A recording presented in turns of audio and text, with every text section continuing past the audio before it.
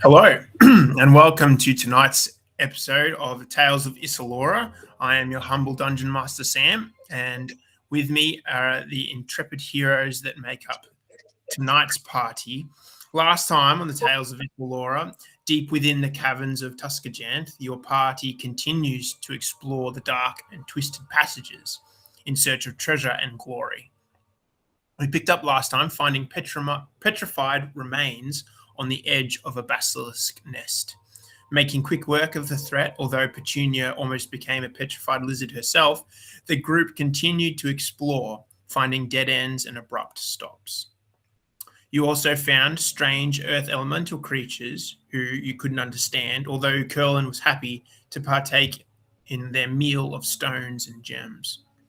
A use of water walk brought you to a room that contained a Marid named Khazudul, who was trapped in a magical cage, and asked you to help free her in exchange for some magical boons. Promising to return if they found her enemy, the Dao Kashem, and use his ashes to break the magical cage. You all continued exploring, returning to the first shore of the underground lake. Moving towards the glowing light up ahead, you did your best to avoid being attacked by large cave worms. The din that conflict made, however, attracted beings sitting near the fire, and as you look towards the glow, you see two very large figures stomping loudly, outlined by the flickering orange glow of a campfire. If you see the map there, as you are looking further up the distance, Rupert, your glow as you have moved your way past these creatures that have been lunging out at the party. You have swiped and crushed the ones that you have run past, and up at the very start, two large, giant-like creatures with swelling pustules covering them begin to move in the distance. And moving forward, they look and grunt, talking to each other. Does anyone speak giant? I might. Yep. Curlin, you, or as part of your Being a Goliath heritage, you hear grinding voices that say, "Oh, did you hear that? It sounds like a meal is heading towards us." And as these creatures approach, now you don't see them because you don't have dark vision. You simply see backlit figures as two large, giant creatures emerge into the darkness. The rest of you see reveal.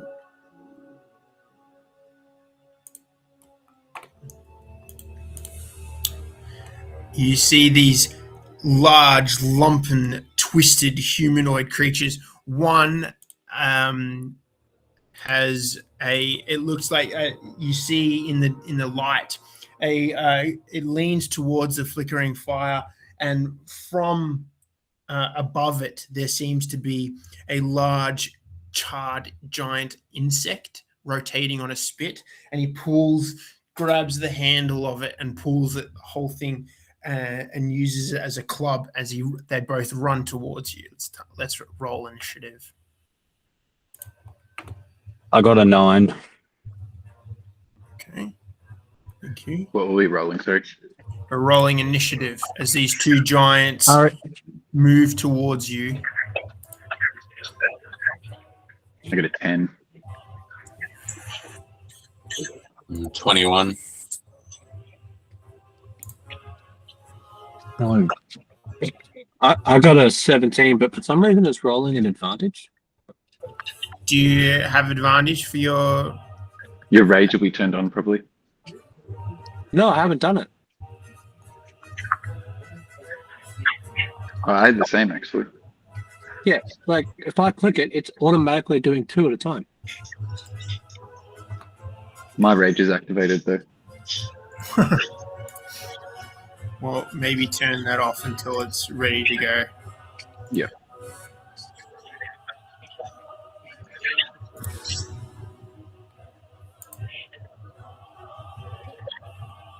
It's still a 17 no matter what I roll with both of them. So, No worries.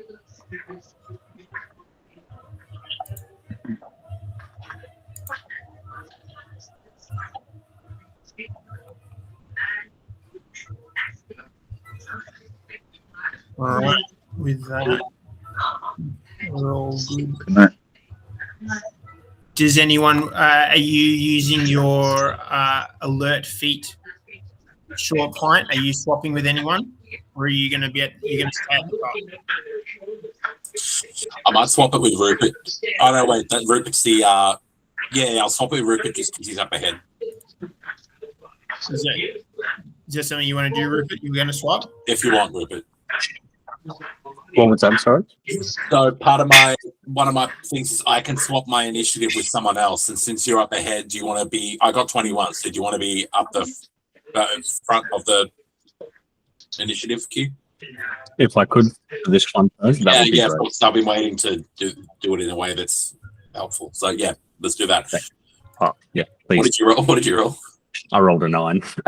Okay, cool. I'll just hang back. That's just. yeah, you're way at the back of the line now. Sorry. Thanks for reminding me, Sam. I had been thinking to do it, but I forgot about it this time. No worries.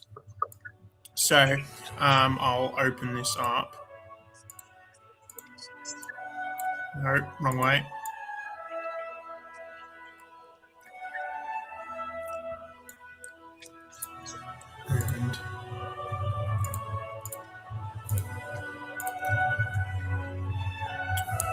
So that brings us to you, Rupert. Okay. All right. So my turn. Currently, you have line of sight at the first one, and you're 60 feet from it. From it, line of sight. Cool. Let me just read this a little bit further.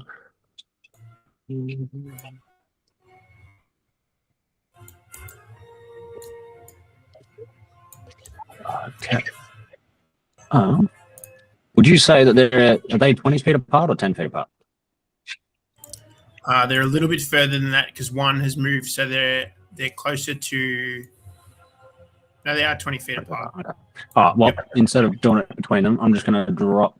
So upon walking a little bit further up and seeing the shadows start to reveal these monsters there, Rupert sort of looks for them being a follower of Obed High, a very natural sort of living god. He sees the abominations before him covered in pustules and crap like that, and then decides to release the only attack spell that he knows that costs him a spell slot. And I'm going to drop Flame Strike straight onto that one directly in front of me 60 feet away, which is a vertical column of brilliant fires roar down from above.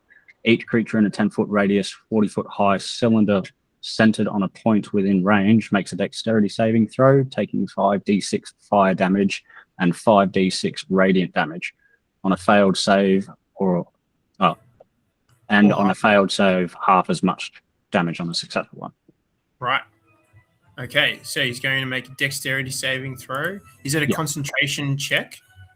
Is that a concentration spell? Is it going to stay up or is it just instantaneous? It's an instantaneous one. It doesn't stay up there for long. No worries. Yeah, instantaneous. He rolled a 17. Oh, he saves it. Okay. He takes half as much.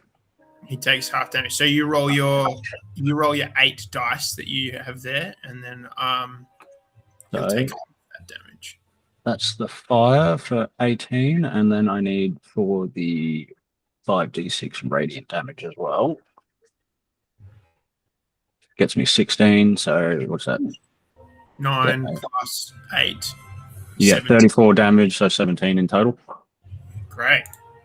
This holy light comes out and begins to burn. You see it grunts and takes it, but definitely takes the hit. Okay. All right. Well, that was my strongest attack spell. And upon seeing that he's not all that phased by it, I'm going to run straight back to the group. Okay. You're going to use your whole movement.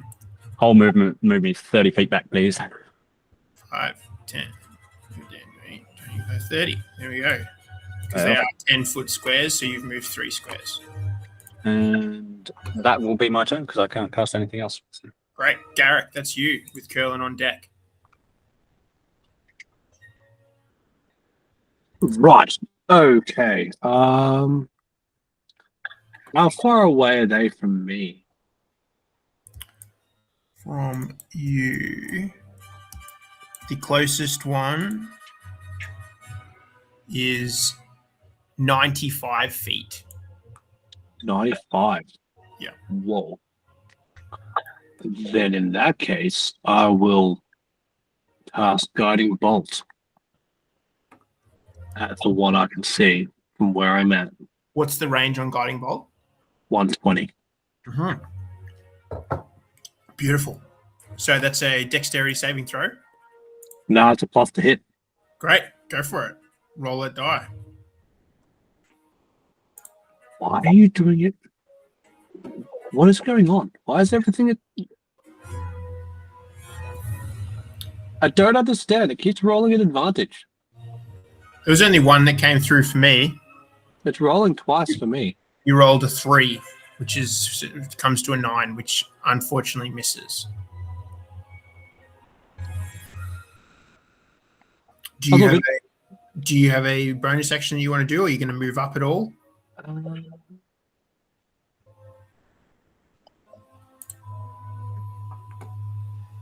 Double checking I will channel divinity to give myself a plus 10. With a 19, that definitely hits. Sweet. In that case, I will do its 4d6 radiant damage. Great. 13. 13 radiant damage. Again, the 2 attacks, both radiant, burn into it and flare, but you see it takes it and she kind of like stumbles back a little bit, shakes its head. Curlin, unless you're going to move, Garrick. I'll move up to there. Okay. Curlin, that's your turn. All right, I will probably action dash and move up 90 feet so I can try and see what I'm fighting. So you've got 45 feet? Yeah, but I'll dash. Oh, yep. Great. 2, 3, 4, 5, 6, 7, 8, 9. Still can't see. Does what I'm fighting. radiant damage light them up when it hits them? At all? Not unless the spell says that. Like Fairy Fire says specifically. Yeah, so Fairy Fire. What did you do? Guiding Bolt? I hit Guiding Bolt. Yeah, so the next attack roll made against it before the end of your turn has advantage with Guiding Bolt. Cool. So just, we'll Whoever has that. whoever makes an attack roll.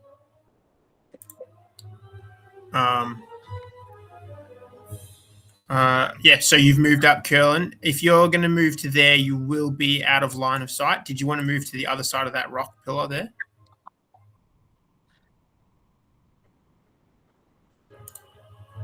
You're muted. I can't see what I'm trying to fight, so I was just trying to move up to get some sort of vision. Oh, okay. I wouldn't really know what direction to head. Yeah, that's right. You are in darkness. I'll put an overlay so that we know how big the dim light is. Is it 15 foot? Oh, was it around him? Sorry. It's 20 feet around Is it 20 feet and then another 20 feet for your light spell, Rupert? Oh, what was that? Sorry. Your light spell. You said you were previously lit up. So is it 20 feet bright light and a further 20 feet dim light? Yeah, that's correct. That's right. Okay. So what I'm just going to do is I'm just going to put a second circle around you so you know everyone can see now how much light is in that area. Yep. So right now, Curlin, you're basically in darkness. You can't see. If you make an attack, it'll be a disadvantage. Yep. So that's your action and your action dash. So Yeah. You'll stay there. Yeah, there's nothing I can really do. All right.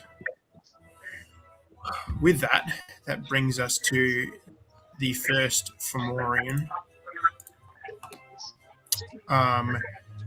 He's going to. Can you? He's going to look at you, and while you can't see him, he can easily see you, Curlin.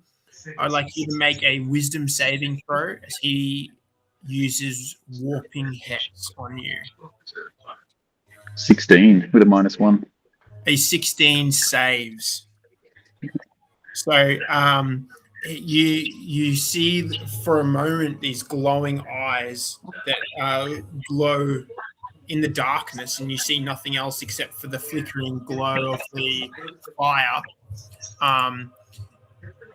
With that, you see two eyes glow in the dark, and you feel a headache coming on, but you're able to steel yourself. Angry, he runs forward at you. And he's going to make a single attack with a 21 to hit, but it's disadvantage. Yep. So that's a 13 to hit. Misses. Yeah. Nice. That's the first one. Second is going to run up against. He's going to has to dash.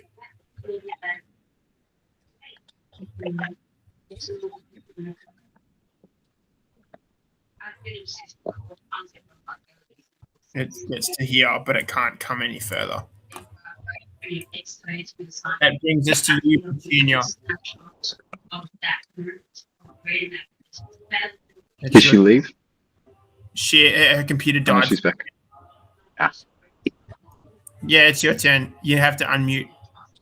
I think it's a go. You said Petunia, and I forgot that was my name. Okay, so how far are they? Both of them? The closest one from you is 45. The furthest one is 65. Okay.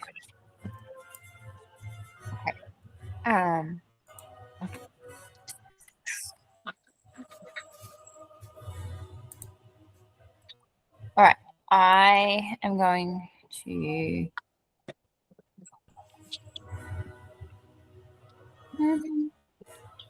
I thought they were further away than, so I had planned, but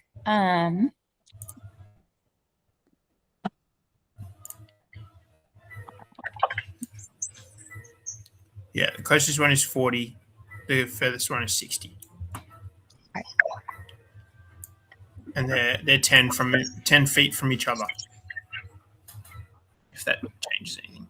With Short Pint, you're up next. are they like, they're pretty scary and mean, and like we want to kill them? They're going to be hard to kill, do we think? Yeah, I reckon. All right. They look pretty big and nasty. Okay. Can I move up so that I'm 30 away? Yep.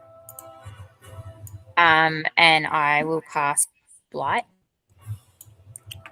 On the one that was already hurt, or on the one that's now closest? The one that's closest. Yeah.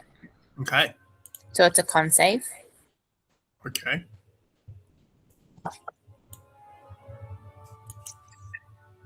22. Okay. Well, he gets it, but he gets half damage of Okay. 8d8. So 36. So half of that. 18 damage. Still a good hit. What type of damage is blight? Oh, good. Necrotic damage, I think. Necrotic. Yeah. So this you channel the necrotic spore energy within your staff, and you throw it towards, and blackness begins spreading across his skin. But it doesn't seem to do as much damage as you would have hoped. You doing any bonus actions?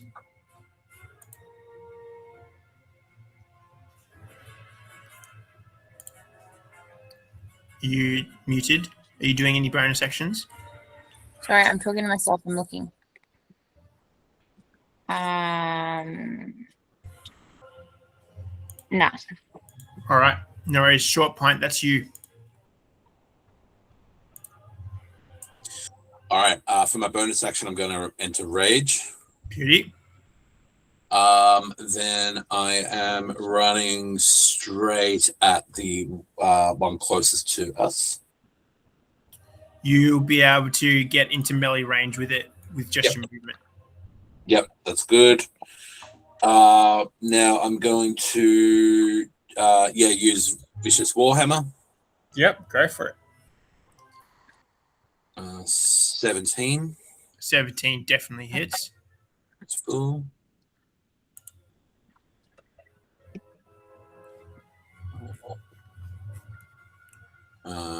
That is 7 plus 3, so that'll be 10. Mm-hmm. And then because it's a vicious warhammer, it's an extra 2d6. That's what I was forgetting. Yes, thank you. Another 10, so 20. Nice. And that's your first attack. Are you doing a second attack? Yeah, I'm just going to do the same thing again. Great. Crit fail. Oh, well, actually, it's an 8, but with the +7, but it's a crit fail.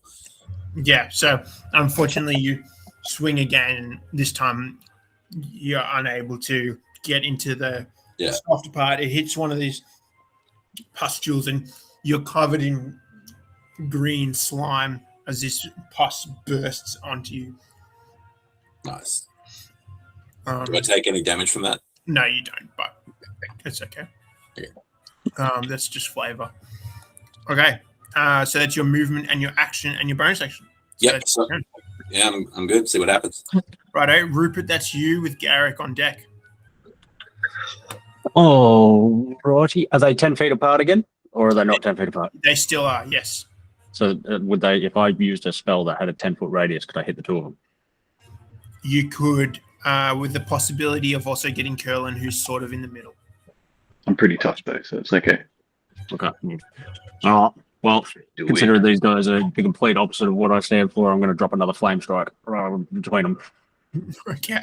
Yeah. So I really don't like these dudes. I don't like to pass. It grows me out. So that's a 10-foot radius? 10-foot radius, yep. So unfortunately, you will be getting Curlin. So Curlin, you're going to make a dexterity saving throw. Yep. And I'll make one for both of them as well. There's a nat 1 Gosh. with a +3. I'm so sorry, Curlin. It's okay. Are you I don't see raging? you in bits of them. I'll heal myself. I'm not Fomorian raging yet. B fails. And Fomorian A saves, I think, with an 18. I think that's higher. Yeah, it's a DC 16, yeah. Yeah, okay. So one fail and one success. All right, we'll roll the damage. So, Curlin, you're going to take full damage. Yep. Okay. And then 21 plus whatever the first one was. 19 plus 21.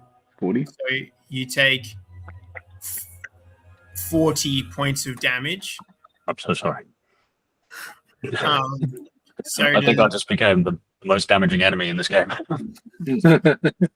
so does Fomorian B takes 40 points of damage, and the other one takes 20. Yep. Ooh. I really don't like these dudes. What does it look like as you conjure this cylinder of flame and radiant energy that bursts upon these enemies and also Curlin? So is it in a complete contrast to what I've been doing lately with the light orange and stuff like that? Above them in this 40-foot tall room, you start to see a swirling of just very, very dark red start swirling around, and then all of a sudden just a big torrent like a jet booster bursts down and just absolutely scorches the ground around him. Okay, that's your action. Yep. Are you doing anything else? Does that one die? That took the 40? No, it does not. Oh my. I'm gonna walk just up behind Short Pint to his right hand side, sort of, and far enough away from the ogre thing right in front of him there. And I'm just gonna hang tight. I can't cast another spell that costs a spell slot this turn. Do I have anything else? Not a bonus action anyway. Oh, is that a bonus? No, that's an action. No, so that's my turn done. I'm gonna hang tight by there, and I'm gonna look at Curl and then start prepping a healing spell. All right, no worries. Garrett, that brings us to you. Okay. As a note, now that you've moved up Rupert, everybody can clearly see all the enemies, as the light indicates. But yeah, Garrett, your turn. I cast Bane on them both. Okay. Charisma save. They're really great at charisma. That is a dirty 1 for Morian B. And a dirty 8. Yeah, they're both out. Both fails. They both have Bane. So we're going to make them both purple. They're both baned. And you are concentrating on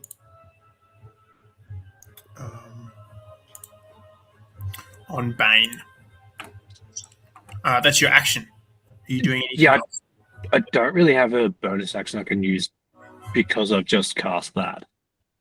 So I'll leave it at Are you that. going to move up, or are you going to stay in that position? I want to stay at that position for now. Okay, great. Curlin, that is you.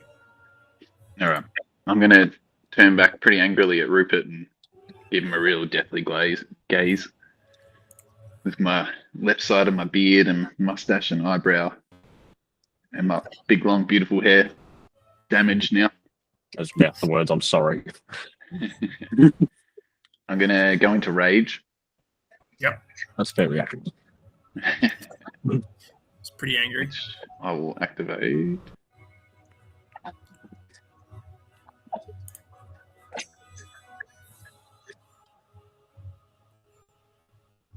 Sorry, 1 second.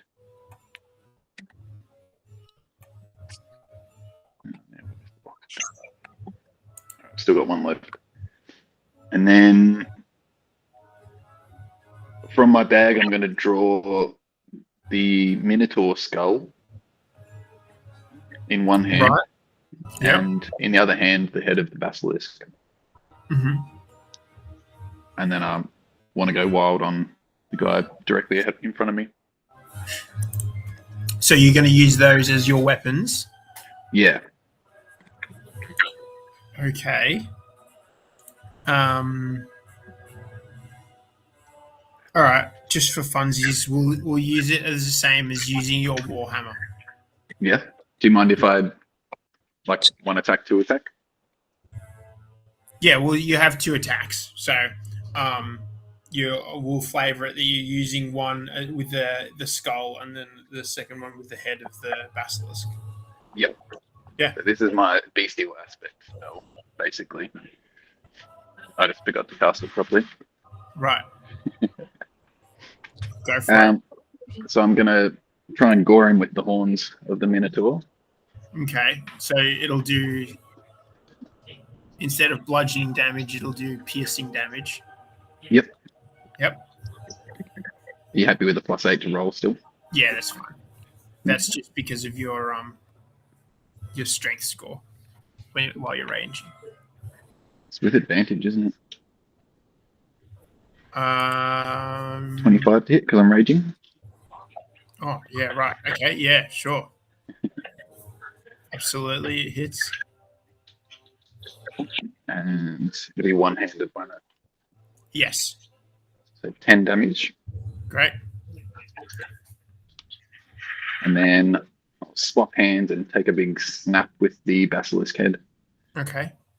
So this will be piercing damage. 18 and a 19. Yes, definitely hits. For a 26 and a 27. Oof, and a 1. 5 damage. 5 damage. Are you going to pump your fire's burn into that if you have it? Yeah, I think so. All right, go for it. Which would be another 6 damage. Nice. So the eyes of the basilisk going to glow with fire and burning like fangs. Take a big chomp.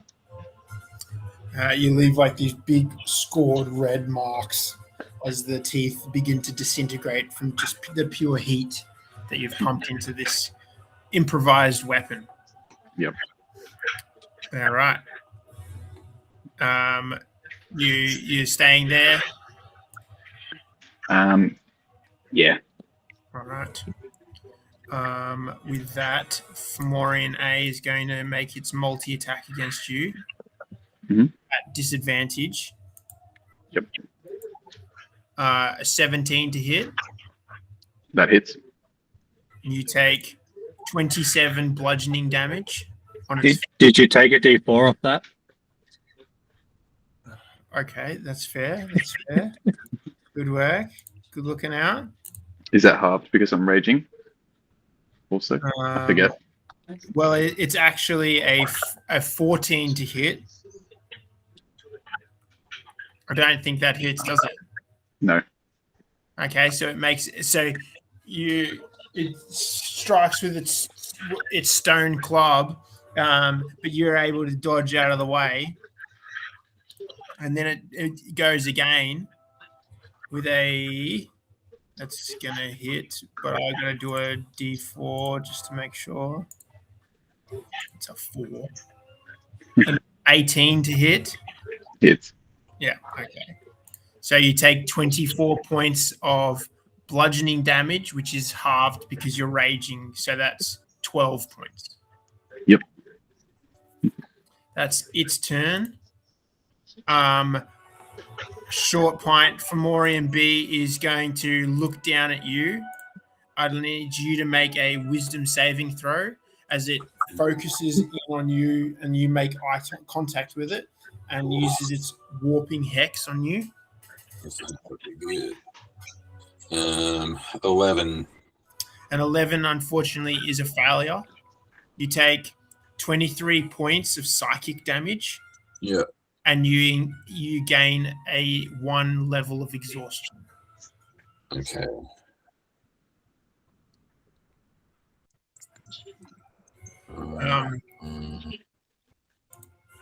And then with that, as you're reeling from that, he makes an attack, but it's a natural one. So he's the one that's holding like this big insect, and as he lifts it up, it kind of gets caught in a rock up against the wall, and you manage to stumble around, and it misses you. Get better. Petunia, that's now your turn with Short Pint on deck.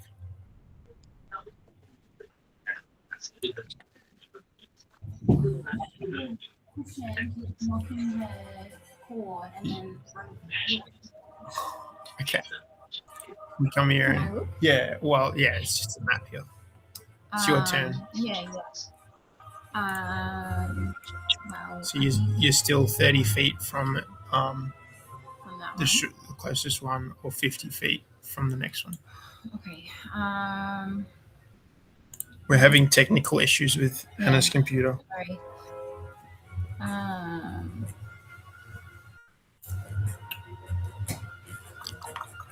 Oh, I'm stuck there. Yeah, I know.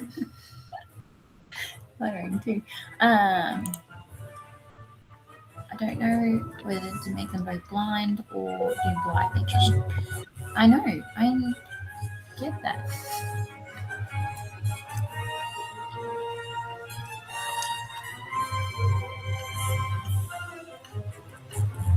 Or I thought of. I know. I'm going to cast Find Familiar Okay.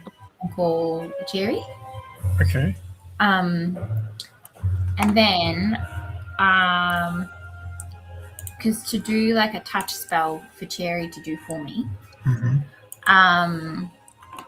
what do I have to do for that? So does Cherry just go on after your turn? It has to make its.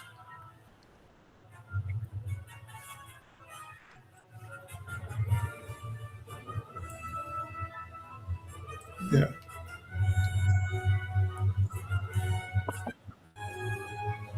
It rolls its own initiative and Okay. acts on its own turn. Can you roll a d20? Yep.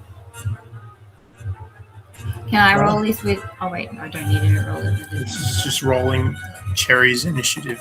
19. You rolled a 19 for Cherry. Okay. That's crazy. Which it has a +1, so it's actually a dirty 20. So it'll be in the next round. Okay. So that's your action. Yeah. But so then, how do I do I have to wait you till my next turn? First cast. Yeah. Yep. Do I have to wait till my next turn? She does when it's on her initiative. She'll do what you tell her to do. She Okay. can't do anything. She can't attack or anything, but she'll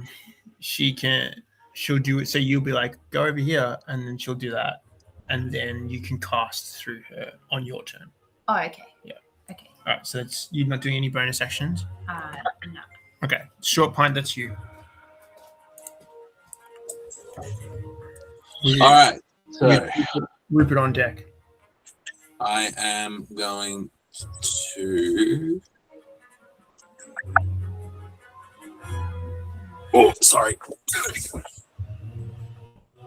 I'll probably just attack again. I'm just trying to see if I can. I'll do that. I'll just do my 2 attacks. Yep. No worries. All right, so I'll roll first. Yep. That's a 23 to hit. And then Absolutely hits. I've got 7 plus the 3, so 10. And then the 2d6, 15 all up. Nice. That's your first attack. Let me just check something with this cone. All right. So I forgot how big are the squares again? 10 feet. 10 feet.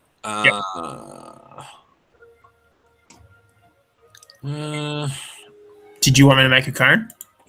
Yeah, I don't think it'll reach the other one though. It's only 15 feet. Oh no, a 30-foot line. Oh, okay, 30-foot line. Yeah, so I'll try and do a 30-foot line. Do you reckon they're wide? They're wide enough that would intersect down the middle of the two? Yeah, for sure. All right, let's do that then. So I'm doing a line. You're doing your weapon breath. Yes. Breath weapon. Yes, I am. So this will be dexterity for both. Correct. The first one closest to you. Hold on. It's each creature in that area must make a dexterity saving throw, which is DC 8 plus my Constitution modifier and proficiency bonus. Yep. So my Constitution modifier is 2. Yeah, it's a 14 dexterity saving throw. 13. Okay, cool. Got you. Sorry. All right. Yeah, I've got That's you. all right. It's all good. Yeah, so the first one rolled a 2, so that's Yep. definitely a save. So you can roll your damage, and I'll roll. And the other one rolled a 15, which is a save. So Okay, cool. the one closest to you will take full as you blast this lightning, 12 points of lightning damage. A lot of it's diffused through its body, so the one behind it only takes half damage. Yeah, fair enough. Cool. So that's your 2 attacks, and you have a bonus action if you have one.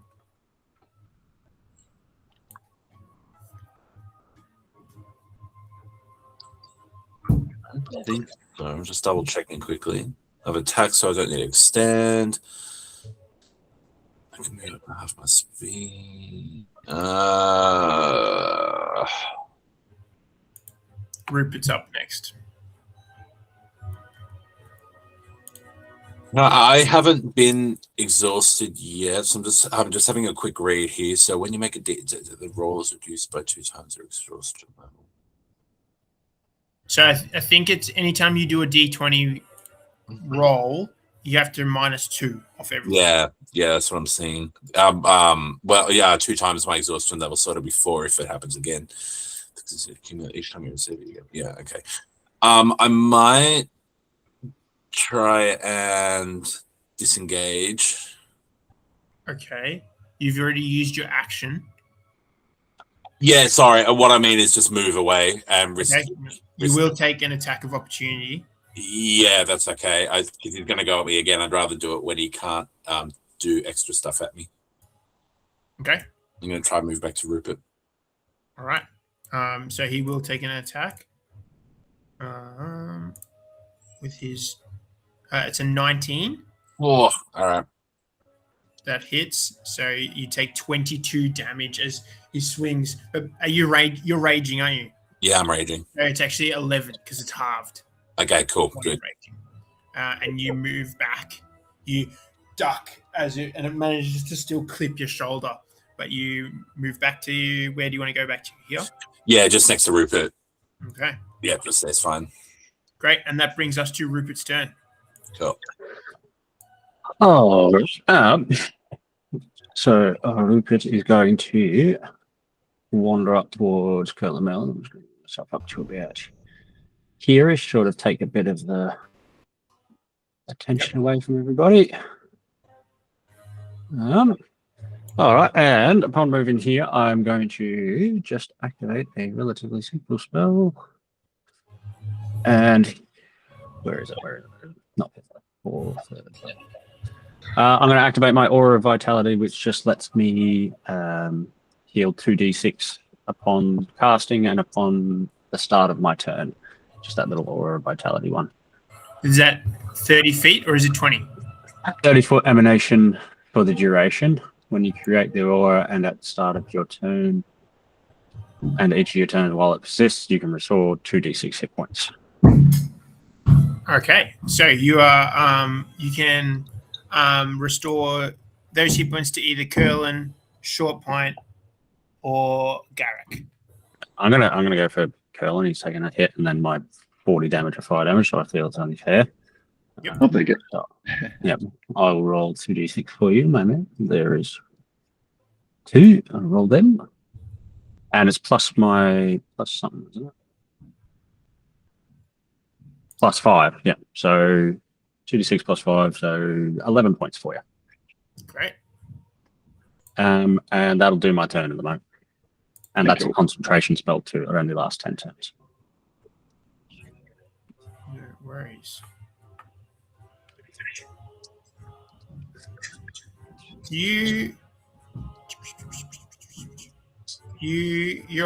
a cleric, a life cleric. So did you realize you have Blessed Healer, which means immediately when you cast a spell that restores HP, you gain 2 plus the spell slot's level of HP? Yes, I did realize that I gained that, but I have no lost HP at the moment, so I'm all right. No worries, making sure that you knew that. That's all good. Yeah, I did forget that, so thank you for reminding me. No, all good. That's your action. Curlin, you put those into your hit points. You got 6 back, and then are you doing any bonuses, or you've moved a little bit?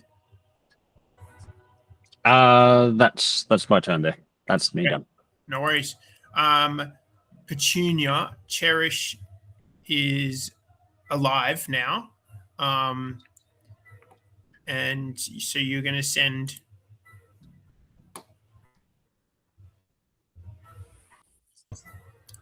Cherry's alive. So you're going to send him to the closest one as far as you can. Yeah, as far as I can. Okay. It only has 20 feet of movement, so it's going to spend its action to dash, so it can get into melee with it. Okay.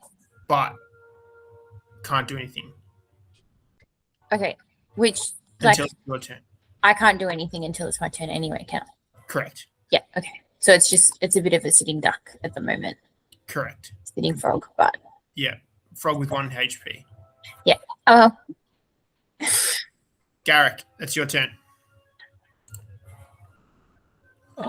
Curlin on deck. So before he goes, can she be stealthy? Because she's so little? You can make a stealth check for her if you want.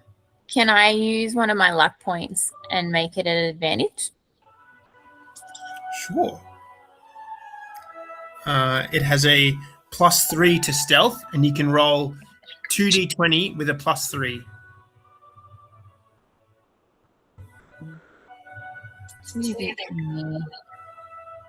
I got a 19.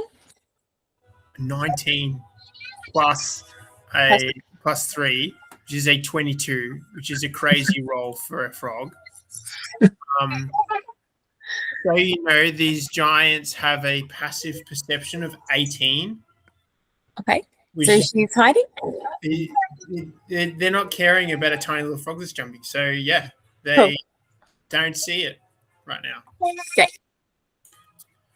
Okay. Garrick, that's you. I'm going to toll the dead. Okay. Are they both within range? What's the range? 60. How many characters can you target at one time? I believe it's only one. Yeah, okay. Well, they're both in range. From your question, it just sounded like you were going to be able to do 2. No, that was more about if I had to choose. I want to go for the one in front of Curlin. Further from you. Yep. Great. Go for it. It's a dex save. Okay. Thank you. Sorry, a wisdom save. Wisdom save. Wisdom save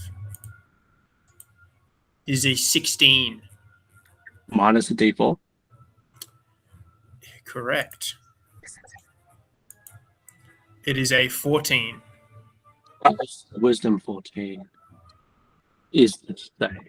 So that's your meets it, beats it.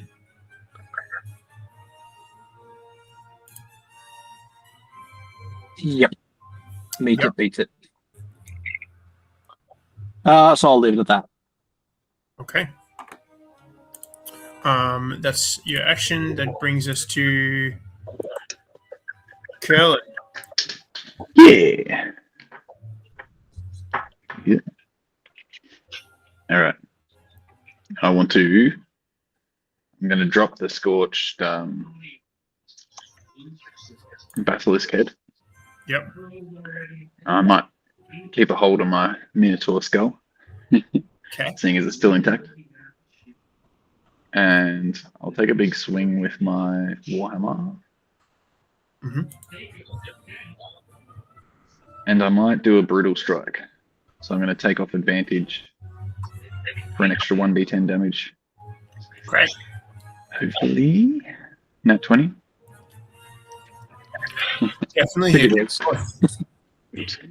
Let's go. I'll say with a natural. Oh, you said Warhammer. Okay, never mind. Yeah, sorry. If you were going to use the Minotaur skull, this would break it because you're doing it so hard. But Yep. no worries.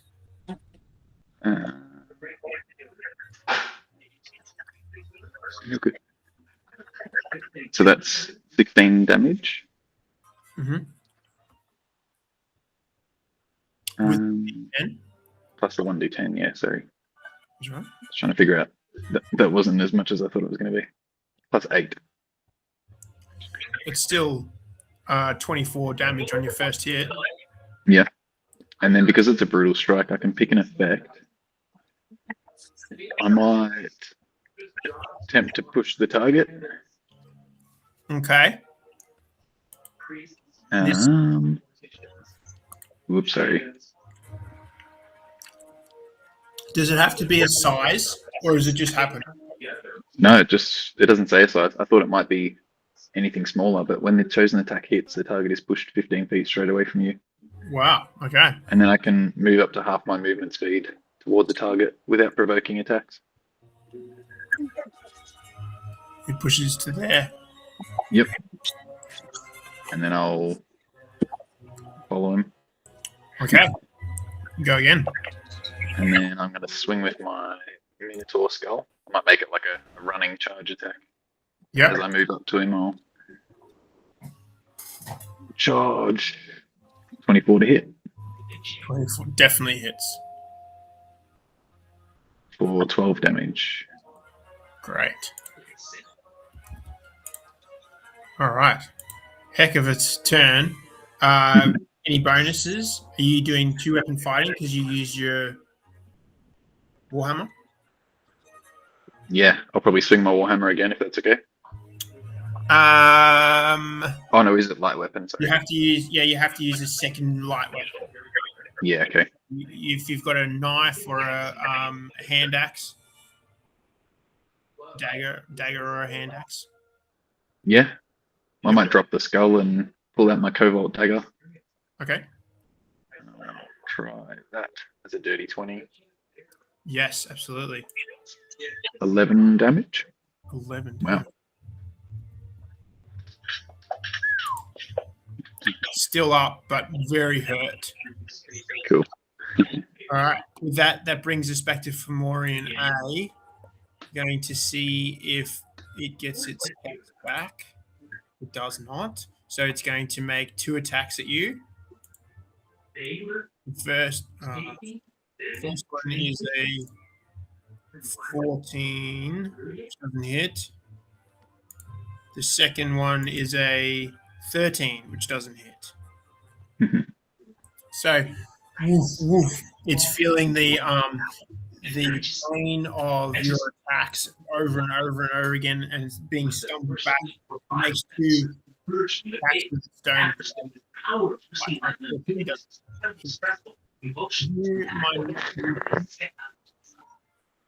Thank you.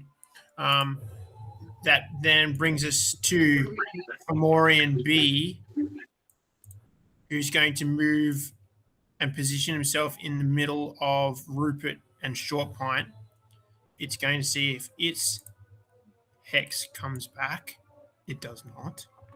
So it's going to make 1 attack at you, Rupert, and 1 attack at you, Short Pint. First one to hit Rupert, 16 to hit. No, sir. Okay. And then the second to hit you, Short Pint. A natural 20. Didn't hit. But you have adamantium armor, don't you? I do. So that's just regular, isn't it? It is. Even with a minus D4? Yeah, but it's a natural 20, which always hits. So even though he is baned, because it's a crit, it's just the crit itself is being negated by his armor, but not the hit. Yeah. So we have. So you take 27 points of bludgeoning damage, which is halved because you're raging. Yeah. You take 13 points of bludgeoning damage. Ooh. Now, what does it mean for me to have resistance to bludgeoning? Is that just it's halved? Because you're raging. Yeah, cool. I just saw that, and then as I clicked on it and said it, I saw rage next to it. Yeah, cool. Yeah. Yeah, got No you. worries. Too easy. And that's your turn, Petunia, with Short Pint on deck. With Short Point on deck. Do you mean Cherry? No, it's your turn. You can use Cherry, but your target has moved out of her zone. I mean, Short Pint is after you, so it's just a heads up Okay. Right. for his turn. So how does that work? So she not do touch anymore? She's out of it now. Is she not can she use my movement? Technically, no.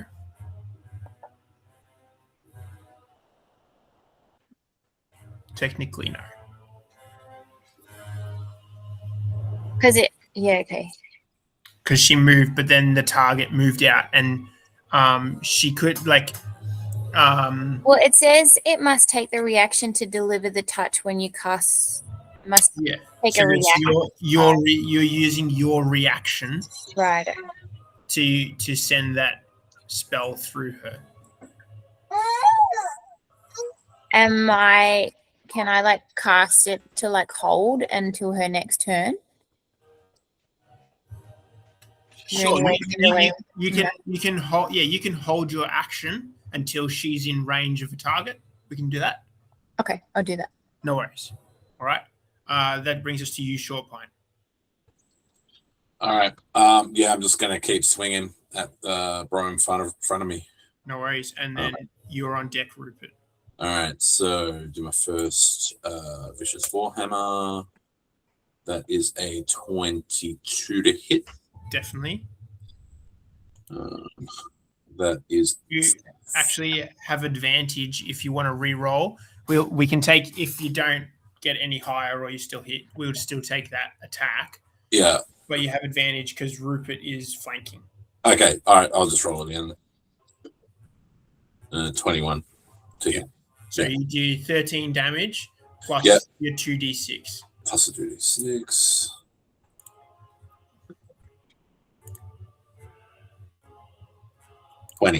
Another 7 damage. Great. And that's your first attack. I'll just do it again. Great. Go for it. You have advantage again. Beautiful. That's a 14 and a 19. Yep.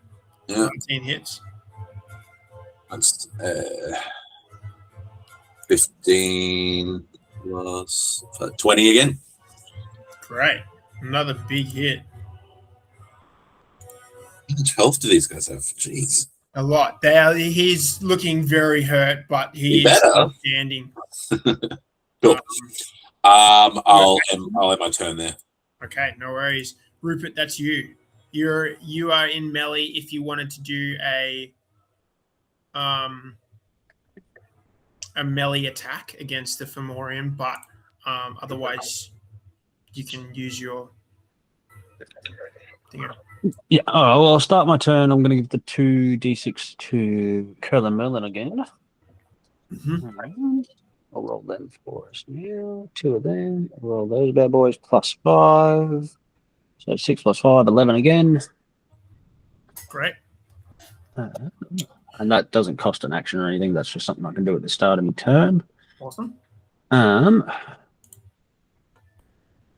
I will then...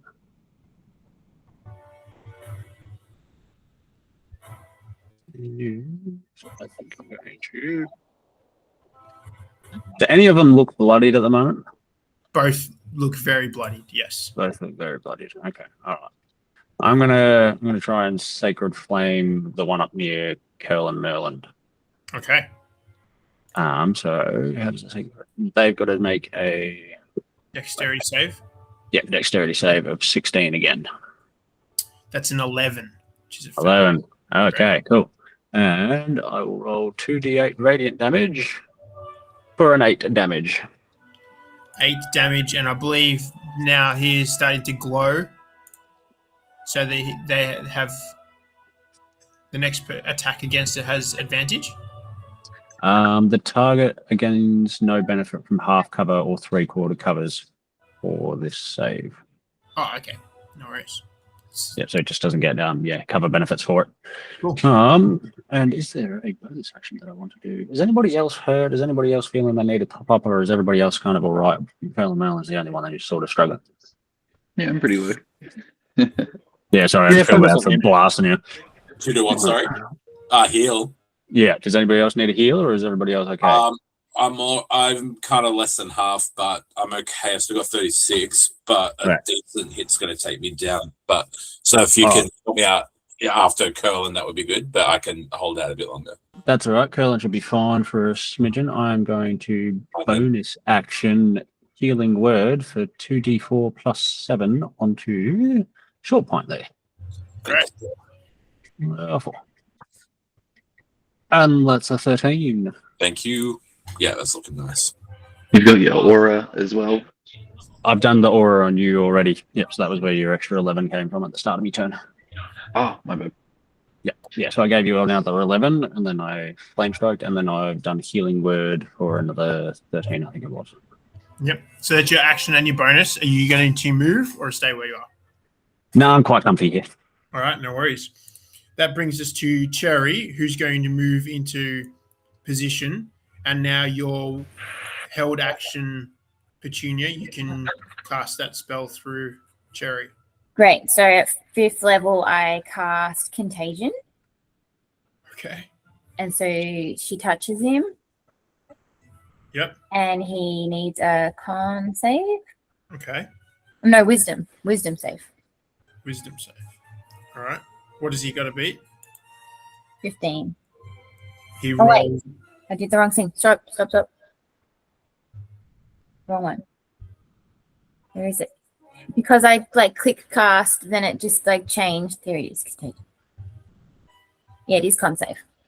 Okay. That is a 22. Oh. I knew it was going to be a total waste. Does he take half damage at all? No, it's just a total waste. Well, Okay, so that's Cherry's turn. That brings us to Garrick with Curlin on deck. I've got to go, so you can play. All right, no worries. See ya. Okay. How far away am I from B? From B, 10 feet. Sweet. I'll swing for it. Yeah, okay. I'll say we're going to put you just over here so that you've got line of sight. Yep. And you're not going to accidentally hit short point. But yeah, go for it. No worries.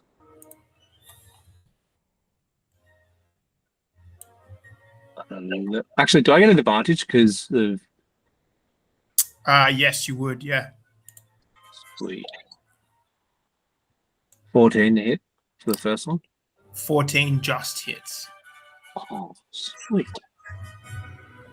So that's 13 damage.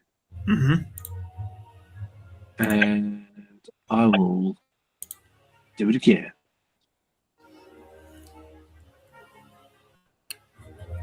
A 25 absolutely hits, yes. I just thought I'd see if I got a natural 20, but I don't. A 25 or a 26 hit. And that's 10 damage for that one. 10 damage. Looking extremely hurt, but somehow still standing. That's your action. Can you do a bonus? Nah, fine for now. No worries. You could bonus action healing word if you want. Don't have that many level 1 slots left. Yep, no worries. You can do that at level 2 as well, but Can I? Yeah, I'll do that. you can upcast the healing word.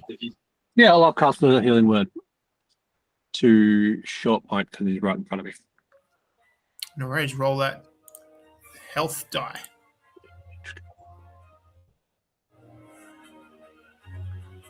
$15. Whew. Thank you, sir. All right, that's your turn, Curl, and you're up. Well, my dagger and warhammer in hand, I'm gonna keep wailing on the guy in front of me. Go I'll for swing it. with my warhammer. I'll make it a brutal strike. Mm-hmm. So no advantage. Correct. 18 to hit. 18 hits for sure. Booyah. So 12 damage plus 4. 16 damage on the first hit. Looking very hurt. And then I'll. Was it Warhammer, Dagger, or Yes. Warhammer, Dagger? No, you can do Warhammer Dagger. Awesome. All right, I'll swing again. 17 to hit Absolutely. for 13 damage. 13 damage. Still up. Follow up with the dagger with a nat 20. Natural 11 damage. 11 damage from a crit. Curlin, how do you want to do this? How does 11 damage from a crit work, though? Oh, What's doubled, that? okay. Yeah, no, sorry. I was trying to figure out how, if you double something, you get an odd number. It's because of +7. Because it's, double the dice. Yep. Yeah. I don't know. We just lunge straight through one of these big pussy blisters. The pussy blister on his chest bursts as you stab your knife all the way through its flesh into its heart. And the underneath this pussy blister, it had started to rot away, so it was much looser as you stab it. Hell yeah.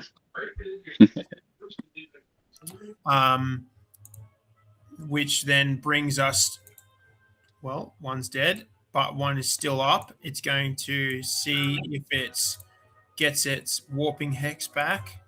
It does not. Can I just movement back to him? Sure. Absolutely. Yep. Sweet. It's going to make an attack at Rupert and at Short Pint.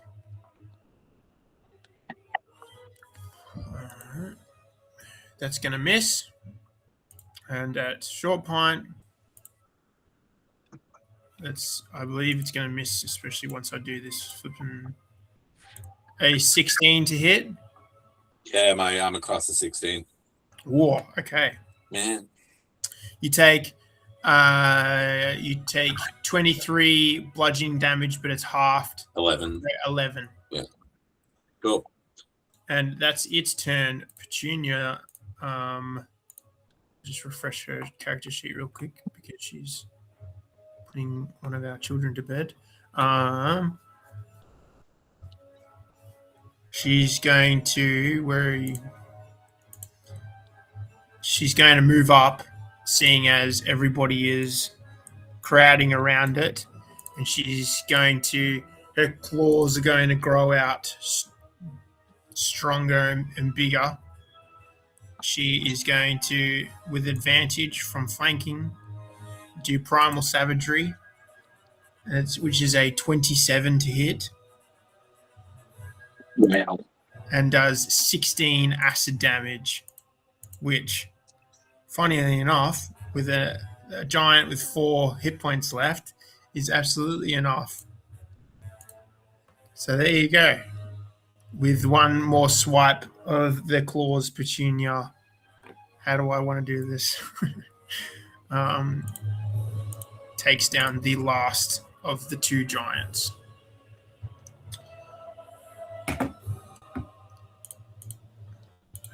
And with that, our combat is finished.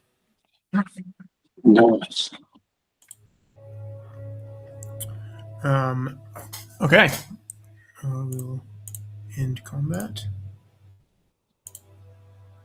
So you have these 2 bodies laying here on the ground.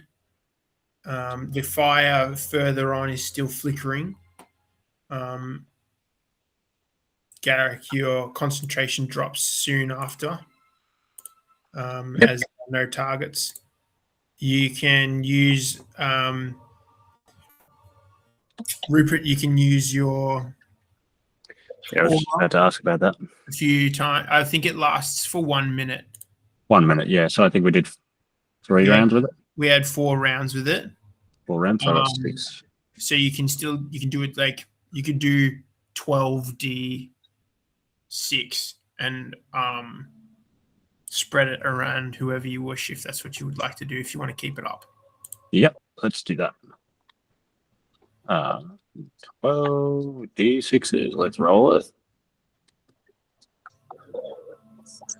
That's a lot. 44. All right, who needs what? I'm at 92, so I'm just low. Alright. I'm Well, down I 30 would- points. I'm 30 off from max, so if I'm okay for now, but if someone wants to, if you do want to give me a bit after other people who need it more, that would be cool. I think you and Curl and Melon are the lowest at the moment. Has Petunia lost any health? I don't think Petunia has. No. Not get hit. Rob's pretty good. I'll just split it evenly between Short Pint and Curl and Merlin. They get 22 each. Thank you. Sweet. Thank you. Okay. You see the light flickering at the end of the cave. Are you guys going to investigate? I'm going to stay here and start burning the corpses. I don't like these things at all. Don't want to remnant of them. No worries. So you begin to use. Are you using spells to do that? Are you using regular fire I'll just torches? You cantrip blasting them with Sacred Flame. Just over and over. great. Okay, no worries. Are you making any checks to look at the bodies? Or are you immediately just starting to burn? I'll have a quick inspection, but if it all seems too opposite my sort of thing, then I won't bother with anything and I'll just start blasting away. Okay, well, you can make an investigation check if you want. Yeah. Have a look at those bodies. I can do that. Investigation. Where am I? Oh, it's not great. -1. 5. You don't find anything aside from some broken bones. One of them has like a necklace made of threaded bones, but there doesn't seem to be anything of value. I blast. Just start blasting. Could I inspect their weapons if they don't get burnt? Yeah, well, one of them had a stone club, which is just a simple rock piece of rock that's been smoothed out on one end for a handle. The other one was has like this large spit roasted insect that you saw was pulled off the fire. Seems to be charred all the way around and was using that as its weapon. Cool. Can I take both? Sure. Yeah, you can add Fomorian stone. Club. Yeah. Okay, so you guys heading into where they were, or Yeah, just move on in. There's got to be something up there, but I just don't want to go up there. we know that you've got your light on, so Yep. I'm just going to get rid of those because they make it hard. So you guys move up.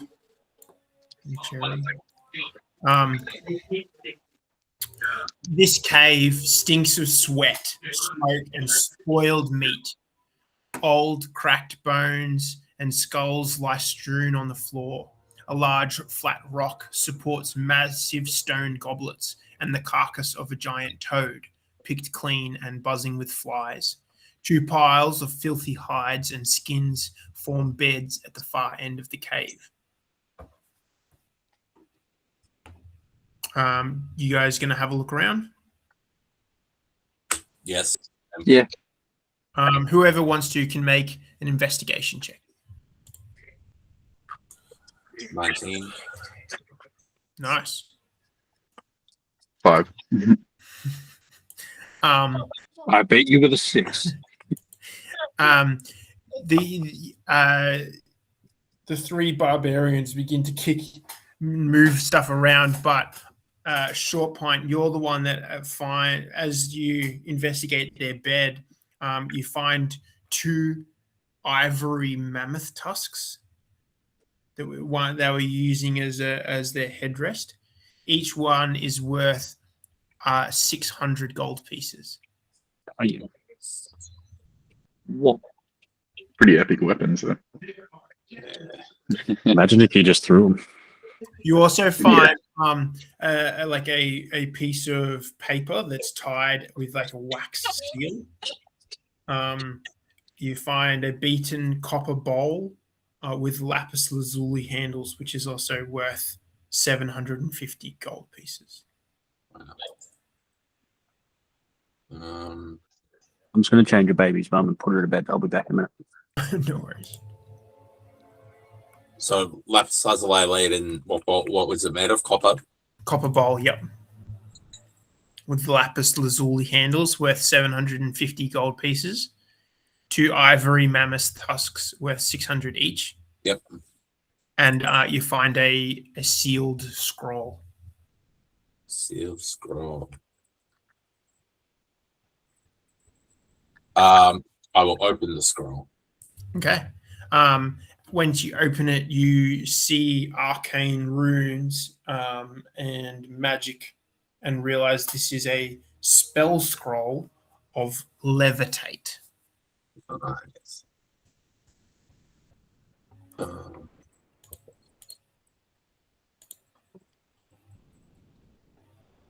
I seeing fireball pop up when I search for it? Do I just do a custom? You could do, you should be able to add like a level 1 spell scroll. Oh, just a level. Okay, because there was a spell scroll of fireball, so I thought there should be other ones, but I'm not 100% sure. that's true. All good. Spell scroll level 1 equipment. I've put the mammoth tusks into the party inventory if people want, but I might keep the copper thing for myself. No worries. All right. But apart from that, that's all you find. Okay. As you guys get here and do this investigations, you find yourselves very tired, and you figure that it's about time, and you guys can take a long rest here if that's what you wish to do. Yes, please. Everyone else Yeah. happy with that? That'd be cool. Yeah, definitely. I'm definitely exhausted. Level 1 exhausted to be accurate. Did you say long rest? Yes, everyone can mark a long rest. I've forgotten what we decided with the long rest rules. Yes, you just use the 5.5 rules. All right, recover all. Thanks. Cool.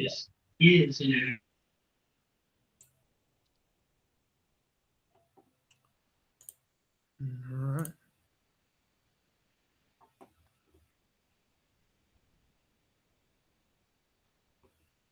It isn't hard to know exactly how much time passes, but after some time, you all wake, feeling refreshed. Some of you feeling less exhausted than you did the day before, and free to move on from this section of cave. What would you like to do, and where would you like to go? I think we should move on from this section of cave. Is this a dead end? I can't see the top of the map. Like, does this go further? This is a dead end. Yeah. Yeah. Okay. Yeah. Cool. Yep, there you go. Yeah. Thank you. Cool. We go back, right? Or we live here forever. One of the two. Live here forever. Forever and ever. Okay. Well, we go back. Obviously. No What worries. You guys go back to the edge of the lake. To here. And you find yourselves on the edge of the lake. Now, I believe you all used water walk to get to that side of the lake last time. So the boat is currently moored in a different area. I think we did. I'm pretty sure. Pretty sure the boat is moored here.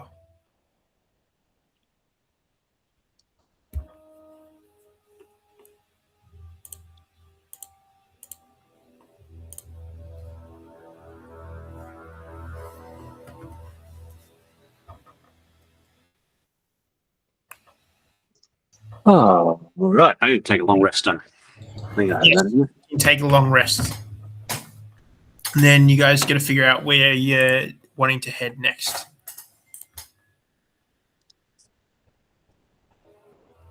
Yes. Well, I might attempt to cast water walking myself Okay. and sprint across and grab the boat, and I'll bring it back. You can definitely do that. You can. You begin to you run as fast as you can. For some reason, your magic fails, and you do splash deep into the water. But after It's swimming a good roll, though. swimming for about 50 feet, you manage to get to the side of the water, and row the boat back. Yep.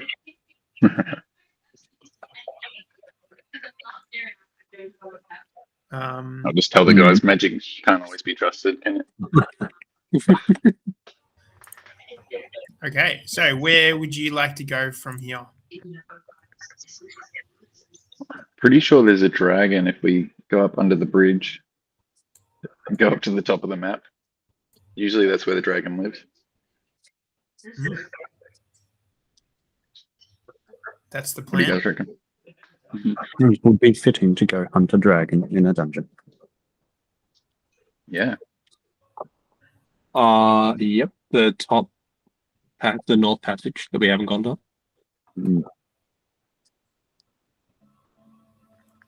Yeah. Well, what was it we were trying to do for the mermaid queen lady? We're gonna go kill some rock dude, right? So That's right.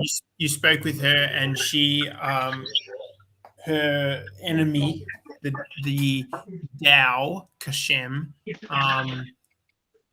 had plotted against her and was the one that was responsible for trapping her in the cage. So she asked you if you can find a way to set free her. One way is killing him. Yeah, because we got to sprinkle his ashes over a cage or something like that. I think it was. That's correct. And she said she didn't know she was if that dude was in here, or she was confident he was in this cave, but didn't know where exactly. Correct.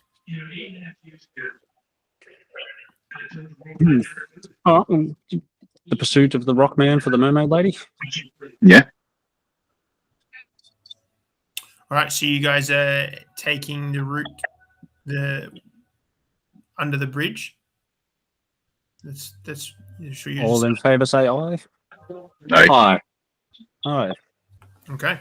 So you guys get in the boat that was retrieved by Curlin, and you begin to go up this, well, downstream. Let me get some.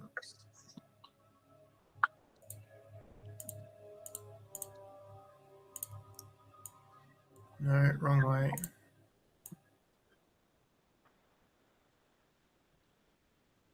So you begin to make your way down the stream.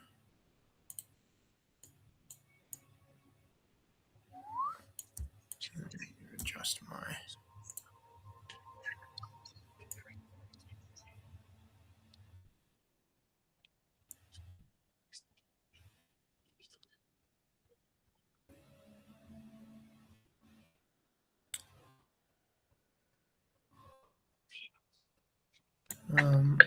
Oops.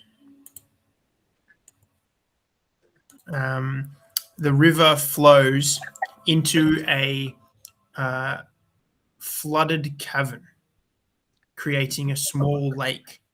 The surface of the water is glossy and black. Are you still lit up, Rupert? I want to say no, but yes. Okay. A rocky island rises in the middle of the water.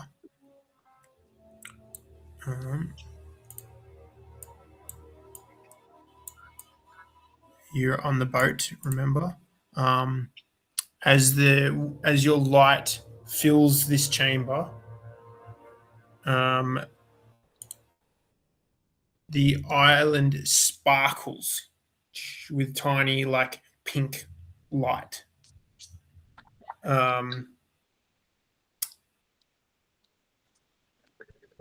It doesn't look super deep, but can everyone give me a perception check? Yes. Am I at disadvantage because I can't see too well? No, because you're within the light of Rupert's chest. All right. 23. 16. 16. Okay. Perception check. Short Pint and Garrick, you realize that it's only about 20 feet deep, but beneath the water's mirror-like surface, which is only disturbed by the ripples of the boat, you see creatures swimming in the water. Can I try and identify those creatures from where I am? Yeah, Bet me to it. Either one of you can make either an Arcana or a Nature check. What's your nature, Rob, or Arcana? My Arcana's 3, my nature is a 5. You do nature. I've got +0s on both. Nature it is. Or one of you can give advantage to the other if you want. Yeah, I'll give advantage to Rob. I'll take that advantage. For an 18. 18. This looks like an aquatic version of an undead creature that you have heard of before. Dead. Which is known to you as a ghast. Ghast. I relate this knowledge It's to a humanoid creature with very grey, pallid skin, a long, sinuous tongue, which is much longer than any regular person's tongue ever would be. Long fingers used for gouging its victims. They seem to be swimming around in circles, circling the boat, but while you guys have not touched the water, they have not interacted with you, although they do continue to swim around. So are we at the border between sort of the black glossy water and the normal water that leads into it? Is that why they haven't touched us? Well, unless you want to be anywhere else, this is just kind of, you guys have just kind of... But we haven't physically touched the water sort of thing. At the moment, you guys are in the boat. You realize it's not super deep. Well, 20 feet's deep enough, I guess, but you guys aren't touching the water like you would be water walking. You guys are, you do see the glinting of this island that is being reflected by your light. These tiny little look like pink little stones. Okay. Can I jump to it? Are you like pushing the boat over to the shore and then getting out, or are you jumping into the water? I was going to jump to the island, sorry. Okay. Could we see anything? When we first came in, could we see anything else in the chamber, or was it just this little island and the things in the water? Yeah, you see like this island of tiny pink stones that are glittering in, and then you do see these things that are swimming. That's about it. That's about it. Okay, cool. You're unsure if there is another like exit for the water because the water is flowing into this direction, but it looks like it's just sitting here in this lake. There might be a small like way for the water to be flowing out of, but that doesn't seem apparent to you. So, Curlin, are you like getting the boat to the shore to jump out, or are you jumping out into the water to swim to the shore? No, I was going to try and jump from the boat to the island, expecting something to happen with the island when I touch it. Okay.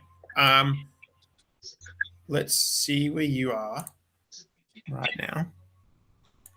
So you're currently 15 feet from roughly where you were to the island. So you need to make, we're going to say this is going to be a 15 athletics check.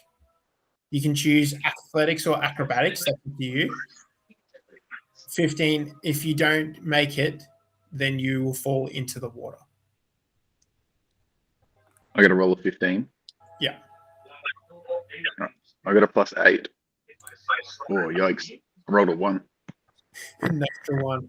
As you stand at the edge of the boat and prepare to jump over, you like push with your feet and the boat like shifts a little bit. So you, instead of like pushing off and jumping out, you just fall straight into the water. This is slip down. As soon as you hit the water, these creatures that were swimming lazily and not interacting with you, as soon as you landed into the water, they started moving in towards you. What do you do? I'll start swimming to the island. Okay. What we're going to do now is I'm going to roll a d20 and you're going to roll a d20. This will be not an official initiative to push it all in, but this is going to be an initiative Who's faster? race between who's faster, the ghast that's closest to you to attack you and then push us into initiative, or you getting to the island. Yep. So you roll a d20 and I will roll a d20 and we will see who gets there first.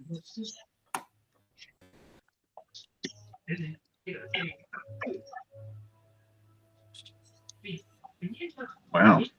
An 8. 16. They're twice as fast.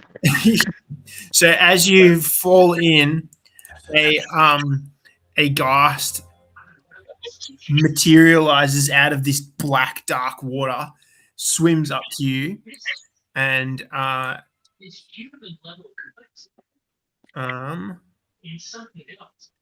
makes swims up to you and makes a bite back as you there. It has to do it at a disadvantage, which is a 7 because it rolled very low. You managed to punch it and push it off. Do you want to start fighting, or are you going to swim to the island? I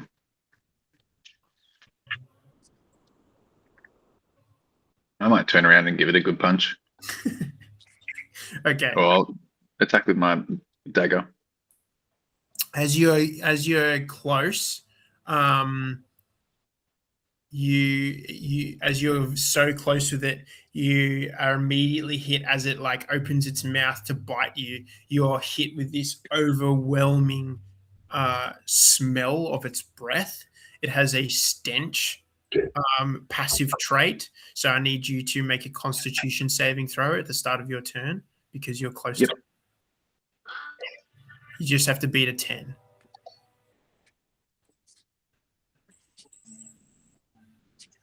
With a +7. It's not rolling now. Don't roll a 3 or lower. Don't roll a 3 or lower. Rolling.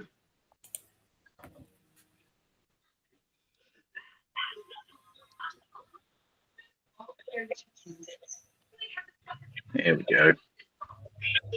27. Net 20. Natural 20, yeah. Yeah, as you look at it, you just push its face. You can make your attack, and then you'll get up onto the island. A dirty 20 Definitely hits. or 6 damage. 6 damage.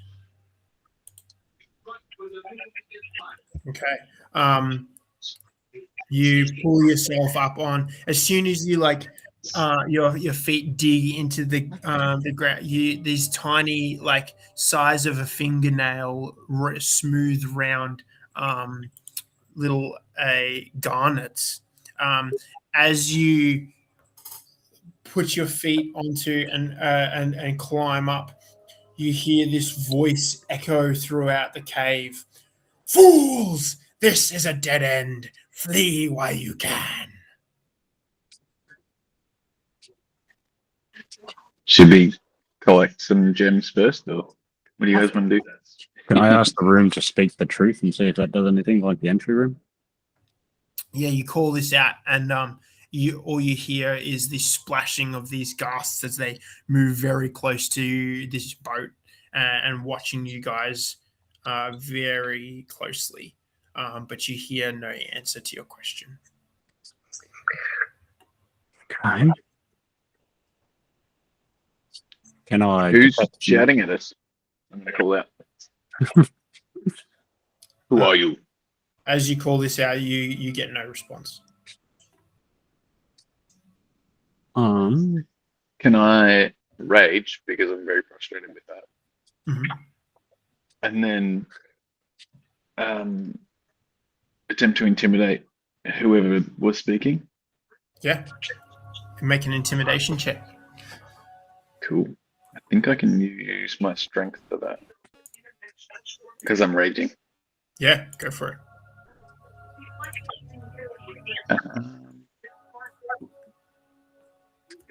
Intimidation with advantage. Oh no. The 7. Oh no, that was with charisma, sorry. I'm just gonna do strength. 23. Whew. As you flex and you call out your question, you feel very intimidating, but nothing seems to happen. Damn. What I'm are gonna. the rest of you doing as this happens?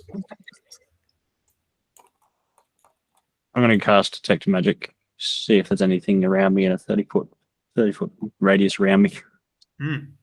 Okay. Me too. I'm gonna kick the gems everywhere and see if they hit anything. You feel, Rupert, as you cast detect magic, you feel a vague sense, but there isn't like a specific point where it's coming from. This cave seems to have a general presence of what's a school of magic?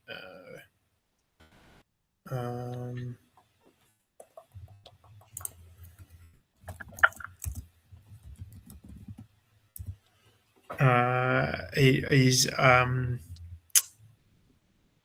illusion magic. These gems aren't gems, are they? I was gonna say that. Can I pick one up and have a bite of it? Yeah, sure. We can say that's part of your investigation check if you want to make an investigation. Yeah. Yep. Because I'm raging. No, never mind. Let's open that with strength too. Yikes. This is gonna be like But- cast eggs or something like that. Fish eggs or something. You pick it up and you bite it, and it certainly feels real. Yeah. You. How many garnets would you have seen in your life? Do you think? 2 maybe. Yeah. There are hundreds here. This island is strewn with them. They're all pink, glittery, and they're about the size of a pea. I don't know what to think about that. Can I have a closer 5. look at them and just see if there's anything funny going on with them? Yeah, you like do the boat across and closer? Yes, please. Yeah. You guys move in closer, and you grab. Are you like getting onto the land, onto the Yeah. island? I'll say I'm getting onto the island. Okay. Let's move you guys a little closer. As you push the boat up onto the shore, and you step onto the island, you this peals of this hideous mocking laughter that continues for 5 or 10 seconds before it echoes silently, and echoes quieter and quieter until there is nothing left.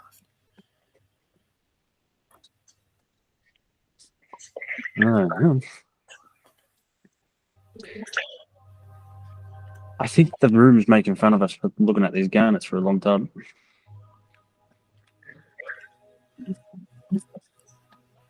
I'm going to pick up a handful of them, and can I just make a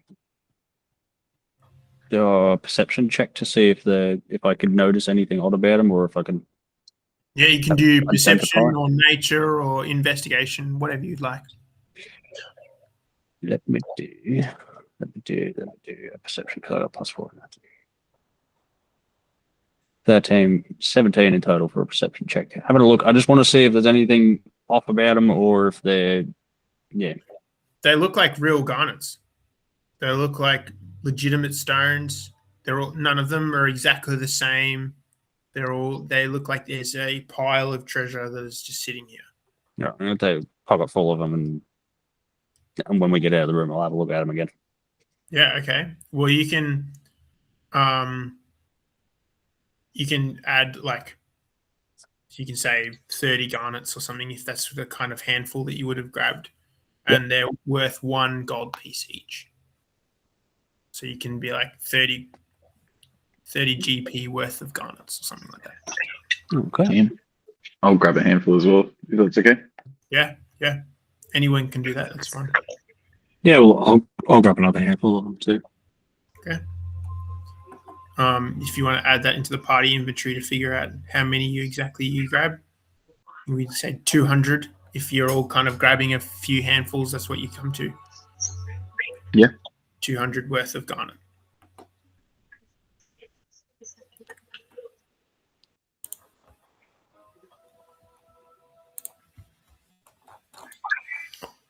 Okay, so you guys are getting back in the boat and then moving away from here? Oops, sorry, I didn't mean to. I don't know who I moved then. Back to the lake? Yep.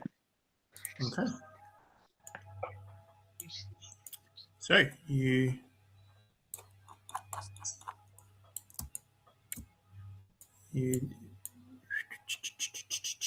where are you going next as you continue to explore? Gotta be the bottom left, right? Do you reckon that one wraps around and all the way up, or Yeah, that's what I was is it going to thinking. be the? Oh, we already took the bridge, didn't we? Yeah, Yeah. I I feel like it's got to go up. I feel like the bottom one would take us back the way, like the one we saw earlier. Plus, it's upstream, so it might be harder. That's true too. I say it's the southwest. Tunnel. Okay. Yep. Go down and up. All right. So you come down to here.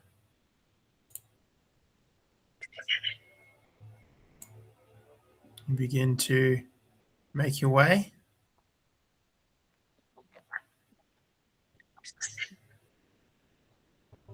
Move you guys. Whoa.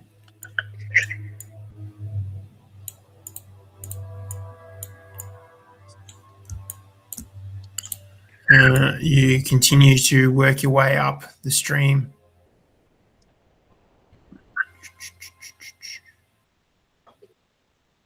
Until you duck under a bridge from a different section of path. This might look like it, but this section the bridge is actually quite high, and you're unable to get to either left or right of that bridge. It isn't a it's not just like a flat walkway. This is actually, there's a bit of a rock cliff face. How tall would you say the rock cliff face is? I would say 20 feet. I could theoretically use stone shape to shape the stone into some ladders for us, but it would just cost me 4 spell slots. What do you guys think? Do you want to go the long way around and get, or do you want me to spell slot us up there? I can throw you up for a look if you want. That is true too. Just throw me like a football. Yeah. Yeah, you guys want me to give that a go? Do you want me to go up and have a look and liaise? Yeah, have a look.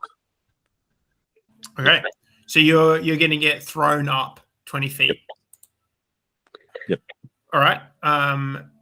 So this is what we will do. Curlin, you can make an athletics check. Yep. You're throwing him 20, what did I say, 25 feet? 20 feet 20 up, feet.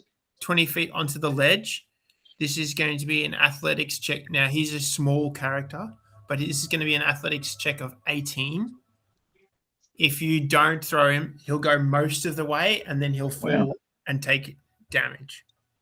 If it's bludgeoning damage, we're good. I'm resistant to it. It will be Yeah, it is a bludgeoning one. damage because Yeah, you're okay. 9. 1 plus 8. So you take 2. You take 8 bludgeoning damage as you are thrown up, poof, and then hit the ground. But that is halved if you are resistant to bludgeoning damage. So you take 4. So I get a Gepetan like intrinsic perk built into my character race, but it'll just sound like when I'm bouncing off the walls, it just sounds like a squeaky toy bouncing from the walls.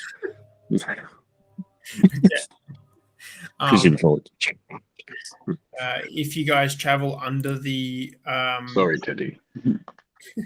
if you travel under the bridge, the river like flows under the rock and goes through a very narrow crack that you guys won't be able to get into. You gonna throw me again, or are we gonna find a different way?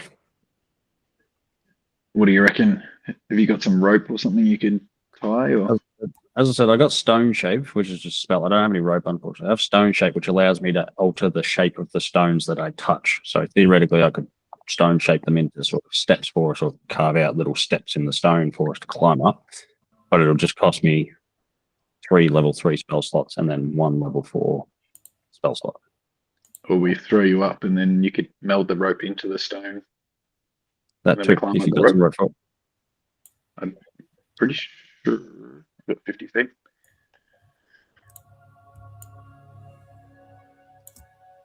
Yeah. Okay, all right. Throw me, big man. All right. This will be a DC 18 again. Athletics. Yep. Come on, 21. Hey, as you grab him and you throw him up, you still hear the squeaky sound as you hit the ledge up the top. How far is your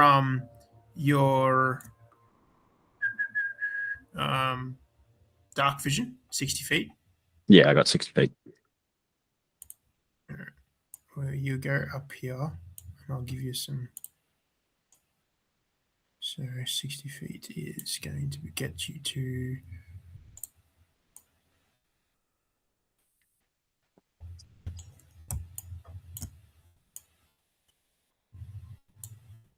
All right, second. So 60 feet will get you to about here. And we'll get you to about here. Okay. All right, Curlin, can you throw your rope up to me and I'll anchor it up here? Yeah. I thought I was throwing it up with you. Oh, okay. Yeah, Tying you it to you attached and it. throwing it up Yep. All right. like a little And then Teddy I will grapple. just to make sure nobody falls down, and I will just stone shape it and get the stone to wrap itself around the rope. Mhm. So. Casted that. Beautiful. All right, everybody's able to climb up now. Great.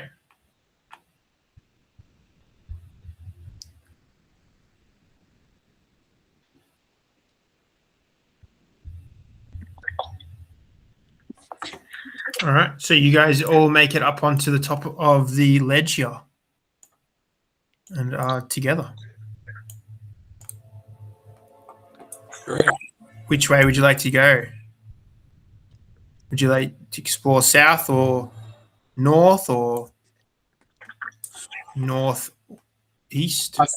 I think South A, because from what we can see, it looks pretty more straightforward. B, because we've kind of gone down that way and we know most of it's cleared, so it's probably less likely to be too vast, so we can get it done with and then move back up north if people agree. Yes, sir. Let's go check it out. All right. Sounds good to me.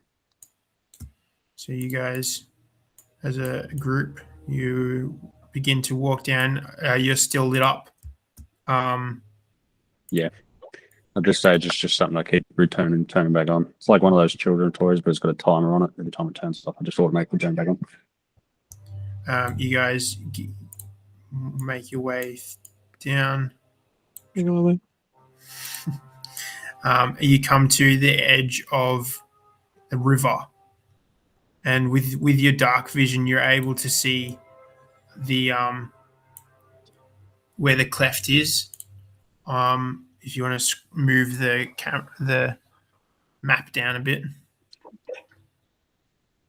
you're able to see where you guys were able to see before. And this is quite a shallow area through here. So it actually from the water is high above where that south cleft is, but the path ramps down to the water. So you would be able to take that water route in order to. Did you moor the boat, by the way? Didn't specifically say it, no. I was about to ask, is the river flowing or is it still? Do we have to worry about it? The river is flowing, but it is flowing to an underground passage. So the boat will just kind of bump against the edge of the map, if that makes sense. Yeah.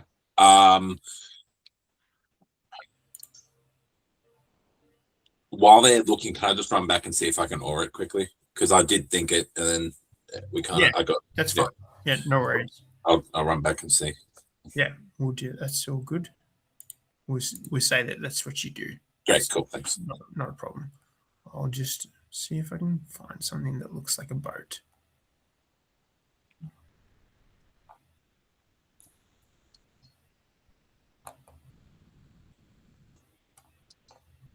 This doesn't look like a boat, but I'm going to use it. But if we imagine it, it's a boat.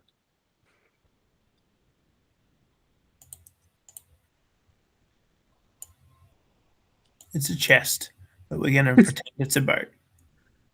That's just a boat with a lid. Yeah. Okay, so that's what you guys see.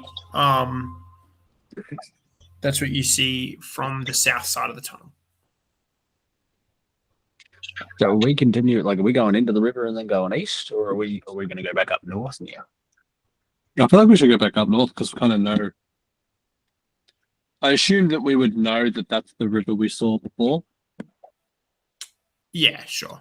Yeah, we look across and we go, oh, that's that. Well, I mean, I assume from here.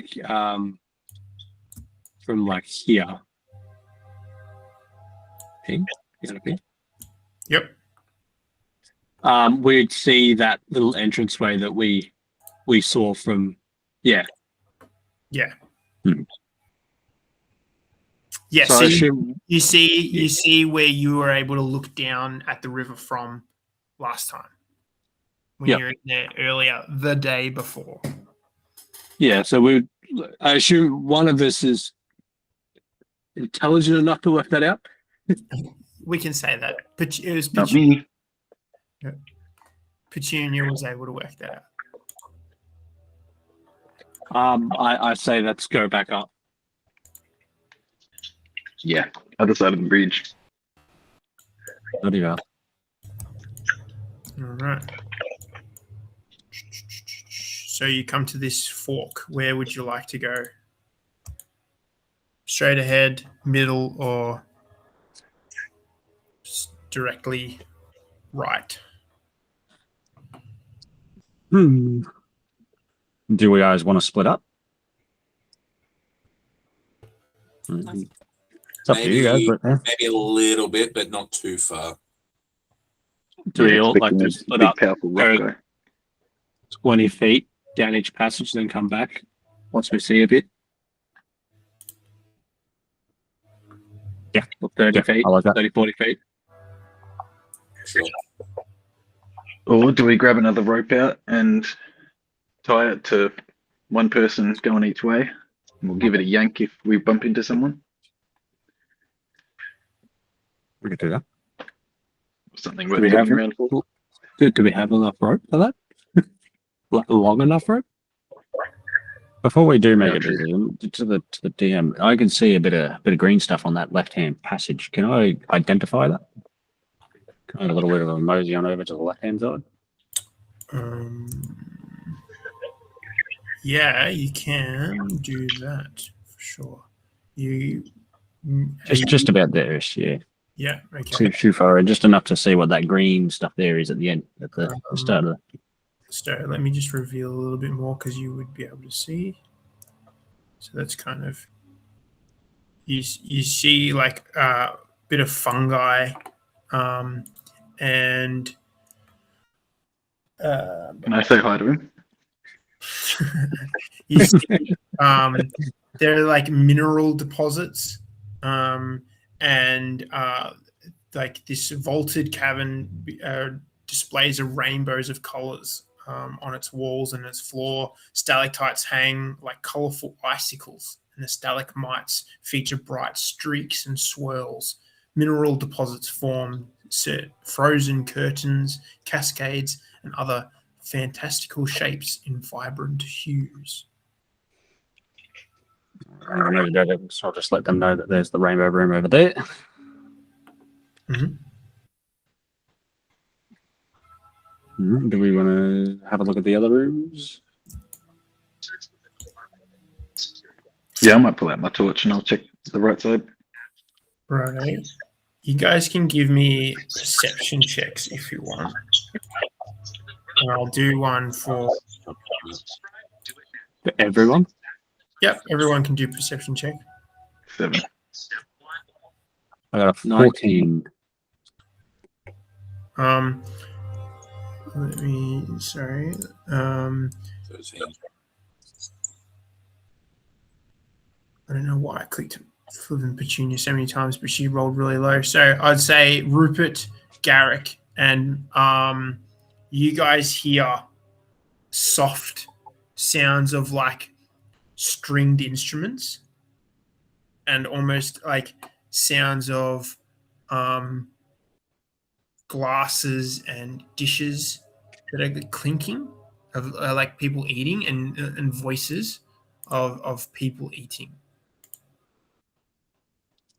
Like a delicate tea party sort of vibe. Yeah, delicate tea party sort of vibe. You hear from the middle chamber.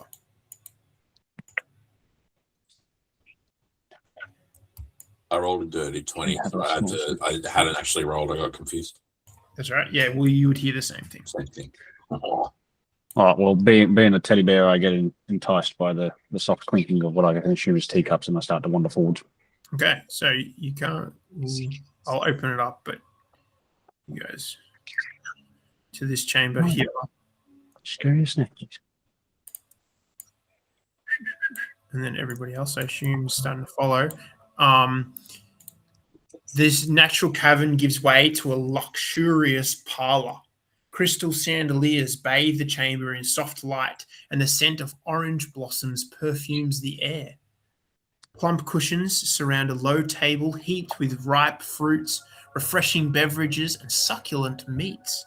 Low sofas and comfortable chairs dot the walls of this lounge, and side tables between these sitting areas overflow with gemstones, jewelry, and other treasures. 4 impeccably dressed human aristocrats laugh and feast at the parlor. You hear an unseen string quartet accompanies their revelry with soothing music. As you kind of peek around to what this music is, these 4 humans in these nice clothes like notice you. Oh, hello there. Oh, come in and enjoy the food. Oh, please come in here. We would love to speak with you and hear about your adventures of how you have reached this area.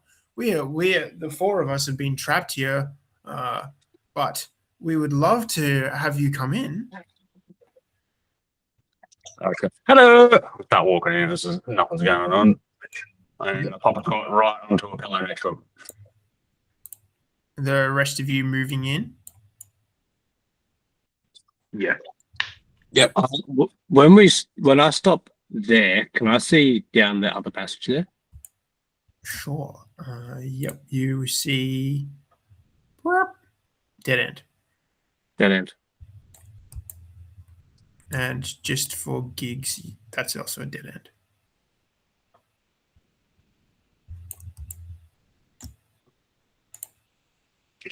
Right, well, I'll pop a squat and sit right next to him. Okay.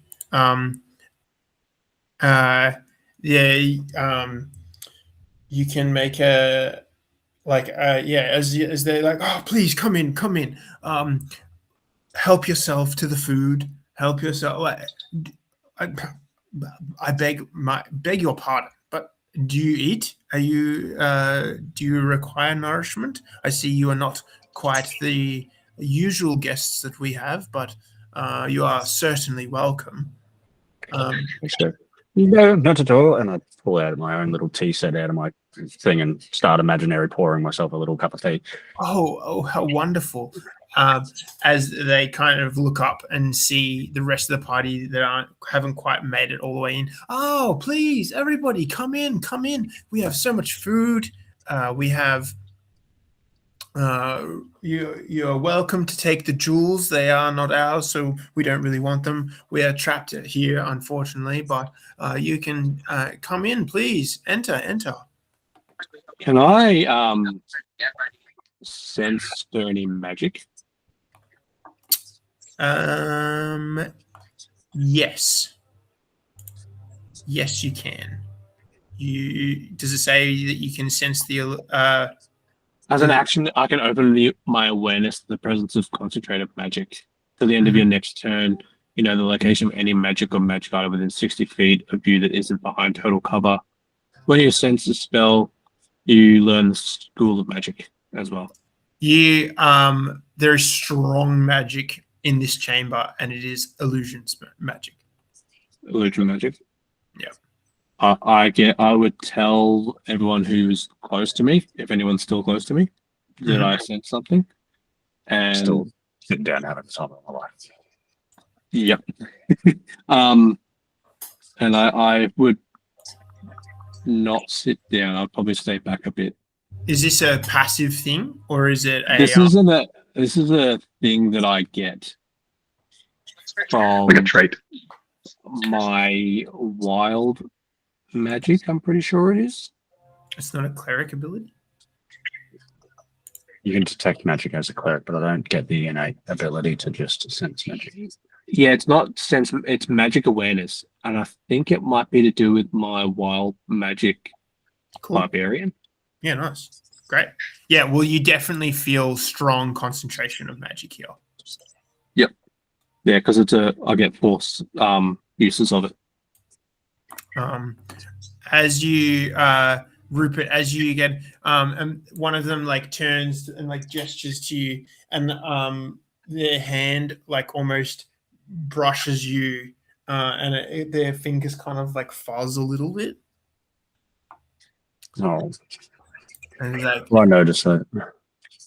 yeah, you Notice it, don't I? you notice that. Oh, all right. Well, I sort of look at him, just throw the question out there. What happened to your hand? Oh, I don't know what you're talking about. My hands are fine. See, and he like waves them in your face. My hand is fine. I have no problems at all. And the rest of you, what are you guys doing? Short Pint and Curlin. I want to approach a bit, and Yeah. I want to ask him: are you guys any good in combat? Combat? What?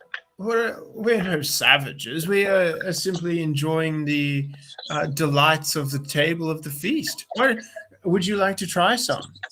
You look like a strong man. You might need some food. Of course, but how did you guys come to be in a place like this? Oh, well, who knows? Honestly, who knows? Look, I can't. It's all a bit fuzzy, and as he says fuzzy, like he like his fingers kind of fuzz again, and can I, as you both Curlin and Rupert are you entering in Short Pint? Yeah, but I'll stand back a bit because charisma is not my strong suit. And I know this. I'll put you here. Garrick, you said you're hanging back. Yep. And I will say Petunia will hang back with you as well. Can the three of you that are closest to make perception checks? And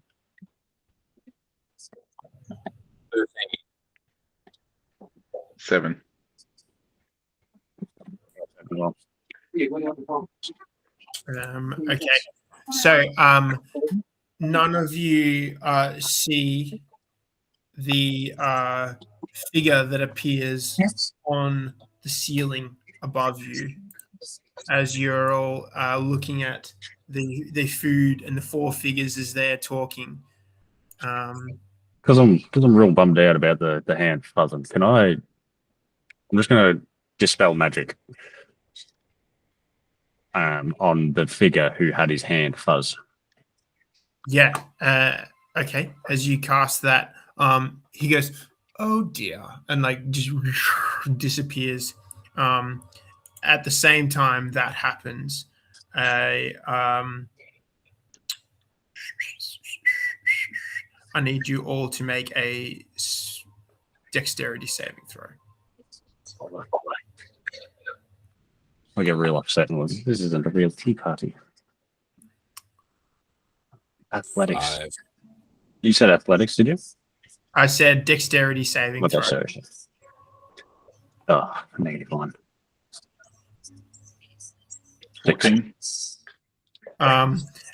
The Rolls all of a sudden. while we're as you cast this dispel and the character disappears, you all begin to feel a rumble, and in where they all are, they immediately disappear. The food disappears. The gold and gemstones that are on the other tables all disappear, and the music cuts off as an explosion of stone from underneath you explodes. You all failed the dexterity saving throw. Even you, Curlin, with a 14.